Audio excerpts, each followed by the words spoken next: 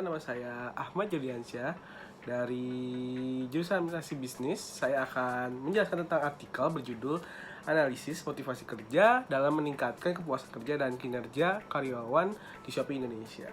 Nah, untuk latar belakang dalam artikel ini diantara lain, dalam persaingan yang ketat antar e-commerce di Indonesia, Shopee harus dapat bersaing di pasar Indonesia. Kedua, dalam persaingan sumber daya manusia, di suatu e-commerce menjadi hal penting untuk membuat kinerja perusahaan jadi bagus. Ketiga, oleh karena itu Shopee harus mencari cara agar karyawannya mempunyai kinerja yang bagus dan memiliki kepuasan kerja. Keempat, cara untuk memiliki hal tersebut adalah Shopee harus memenuhi kebutuhan karyawannya agar termotivasi kerjanya dan meraih kinerja yang baik. Terus ada konsep-konsep yang akan dipakai dalam artikel ini. Pertama ada teori kebutuhan Maslow. Nah, apa sih teori kebutuhan Maslow itu? Konsep motivasi manusia menurut Abraham Maslow mengacu pada 5 kebutuhan pokok yang disusun secara hierarkis. Mungkin ada gambarnya di atas, 5 tingkat. Oke, ada gambar di atas atau ada gambar di sini. Nah, ada 5 tingkat, bisa dilihat ada 5 tingkat motivasi ini adalah sebagai berikut. Yaitu pertama ada kebutuhan fisiologis atau psychological needs. Nah, physiological needs itu adalah kebutuhan paling dasar setiap orang. Nah, itu seperti apa sih kebutuhan paling dasar kita tuh? Yaitu secara fisik, yaitu sandang, pangan, papan. Sandang, papan, pangan seperti makanan, minuman, dan oksigen. Nah, terus kedua ada tingkat keduanya ada safety atau security needs. Nah, safety security needs itu apa sih? Apa sih bentuknya? Nah, kebutuhan itu tuh seperti agar kita terlindungi, aman, terhindar dari kriminalitas, perang, terus dari penyakit misalnya kayak asuransi dan kayak gitu, kalau security needs. Dan selanjutnya ketika safety needs terpenuhi, ada social needs nih. Social needs itu hal-hal seperti kepemilikan kayak pertemanan, kelompok sosial, keluarga. Kalau di lingkungan pekerjaan mungkin kita pasti pertemanan, teman kantor, tim, dan lain-lain. Terus ada esteem needs. Nah, esteem needs itu ada jenis kebutuhannya, yaitu pertama yang lebih rendah. Lebih rendah itu seperti kayak kehormatan orang lain, kebutuhan akan status, ketenaran, kemudian pengakuan, reputasi. Nah, kebutuhan lebih tingginya tuh harga diri termasuk kayak perasaan, keyakinan, kompetensi, dan prestasi. Nah, terus ada terakhir di tingkatan paling tinggi yaitu self actualization needs. Nah, pada saat ini seseorang mengembangkan semaksimal mungkin segala potensi yang dimilikinya. Kebutuhan aktualisasi diri ini kebutuhannya melibatkan keseimbangan, tapi melibatkan keinginan yang terus-menerus untuk memenuhi potensi.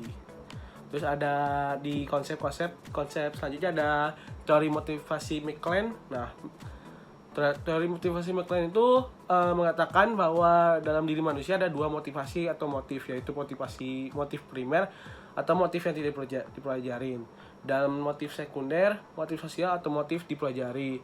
Nah, menurut McLean ini, individu memperoleh sejumlah kebutuhan dari budaya masyarakat yang dipelajari melalui sesuatu yang mereka alami khususnya di masa awal kehidupan.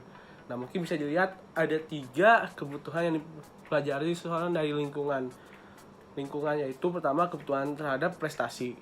Nah, need for achievement ini adalah keinginan individu untuk pencapaian yang signifikan, penguasaan keterampilan, kontrol atau standar yang tinggi. Contoh dari kebutuhan ini adalah karyawan dengan kebutuhan prestasi yang kuat biasanya berorientasi atas hasil.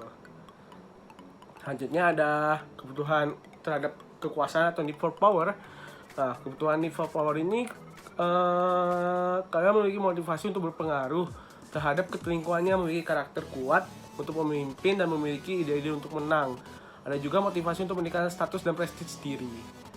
Nah, kebutuhan terhadap afiliasi ini saja ada kebutuhan afiliasi. Nah, kebutuhan afiliasi ini adalah istilah yang dipublikasikan oleh David McLean dan menggambarkan kebutuhan seseorang untuk merasakan keterlibatan dalam kelompok sosial. Orang-orang dengan kebutuhan tinggi akan afiliasi membutuhkan hubungan interpersonal yang hangat dan persetujuan dari mereka yang memiliki kontak rutin dengan mereka.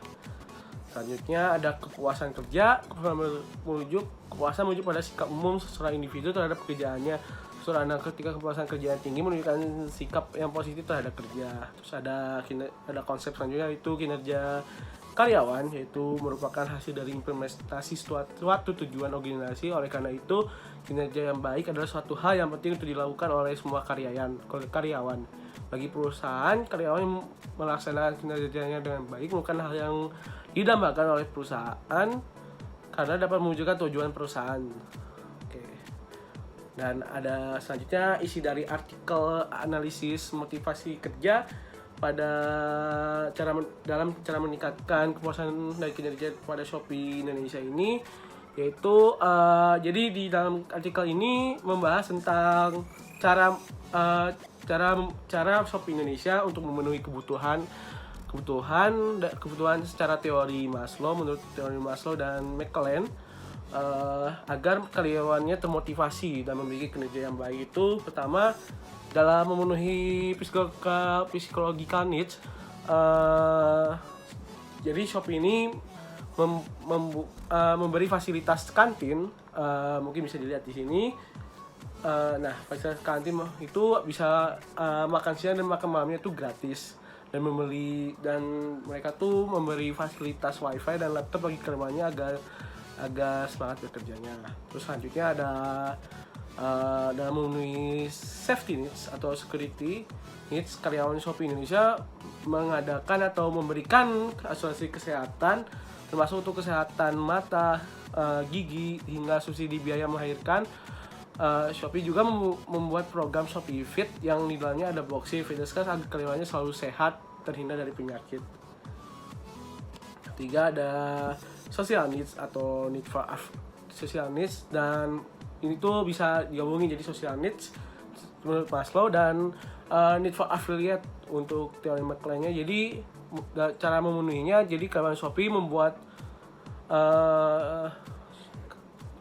maksudnya Shopee membuat program internal engagement.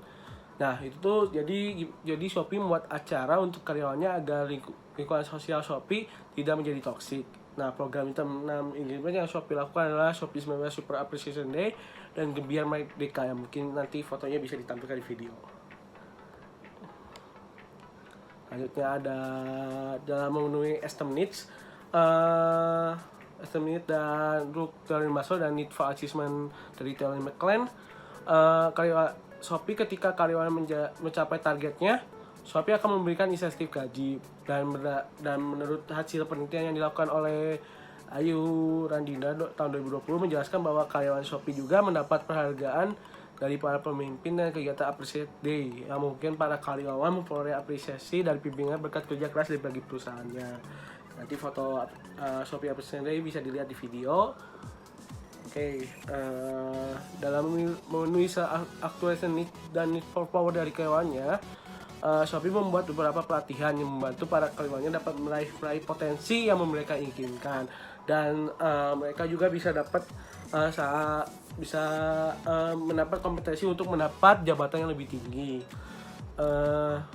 Contoh program-program yang disediakan oleh Shopee yaitu manajemen pemangku kepentingan, komunikasi dan pikiran kreatif dan inovatif, dan pelatihan efektifkan personal, profesional, dan program kepemimpinan juga ada.